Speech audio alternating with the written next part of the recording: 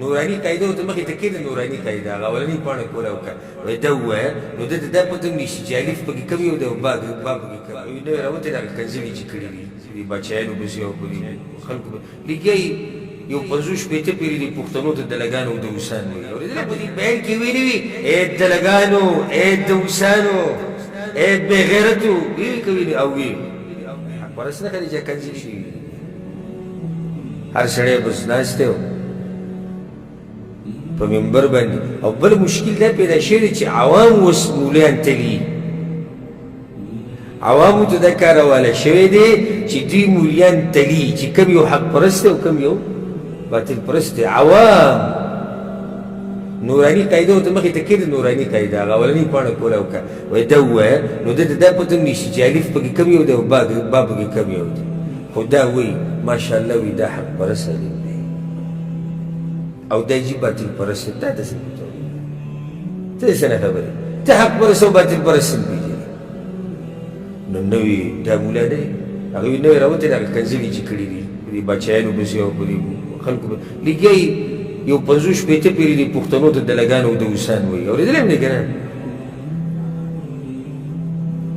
هغه اوس عوام وایي دا مولا دی حق پرست خدي چې دا حق پرست را پیدا شو راشه نو حق پرست په څه دی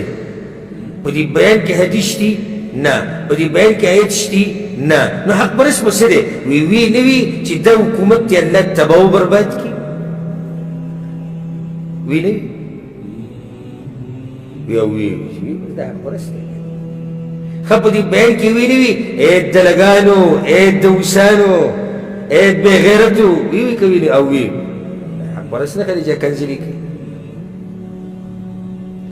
یو ورکړي وي شکر الحمدلله دویم بجلیګر الله را پیدا کړو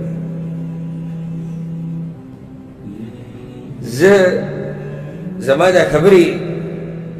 سپینې اکثر بعض ملګري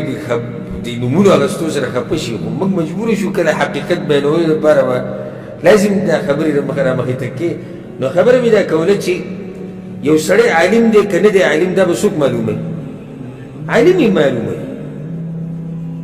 اوس ما ته تر یو عالم بیان ولګوه اوس زه دې بیان نه معلوموم چې د علمیت څومره دی دی په څومره اوبو کې دی د خبرو د انداز نه دله معلوموم بحمد الله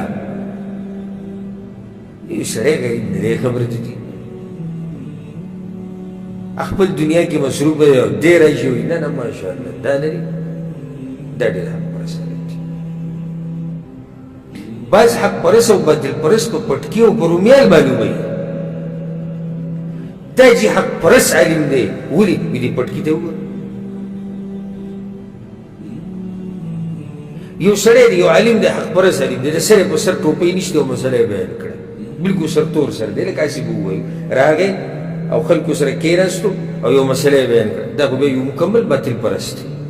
اگر که په مسلې دلیل شتي ولې باطل پرست دی د عوامو په تنې په سر یې څه نه پټکې او ټوپۍ او دا اوس د حق پرستۍ نښې جوړې شوې